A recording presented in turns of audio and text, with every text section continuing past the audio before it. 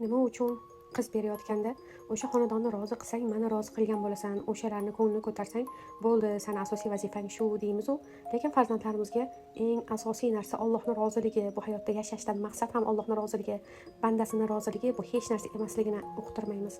Yokida farzand o'stirayotganimizda shu farzandim ertaga qiynalmasin deb uylar quramiz, ularni o'qitamiz, lekin maqsadimizda Alloh roziligi uchun emas, farzandimizning kelajakda qiynalmasligi uchun shu ishlarni qilayotgan bo'lamiz. Agar Ahad Qayyum O'zbekistonda yoki O'rta Osiyoda emas, boshqa davlatda yashayotgan bo'lganida aniq ishsiz qolgan bo'lardi. Sababi kelin va qaynonani o'rtasidagi mojarolar asosan O'rta Osiyoda yuz berar ekan. Boshqa davlatlarda, hattoki arablarning orasida ham bu holatni ko'rmaysiz.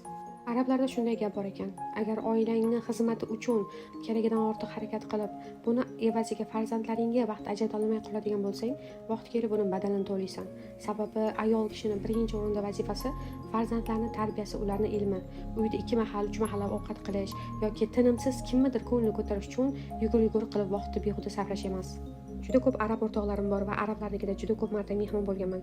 Shuning uchun ishonch bilan ayta olamanki, ularning uyligi ja tartibli bo'lmasligi mumkin, 2-3 mahal ovqat qilishmasligi mumkin, lekin uylarida bir kamida qori yoki qori yetishayotgan bo'ladi. Va doim ulardan eng yaxshi ko'rgan so'zim xalas. Ya'ni nima bo'lsa ham xalas, hech narsa qilmaydi. Ko'nglingga olma, xavotir olma, hammasi yaxshi bo'ladi deb hamma narsani yaxshilikka yurishga harakat qilishadi. Arablar haqidagi iliq fikrlarni shayximizning iymon kitoblaridan ham o'qishingiz mumkin.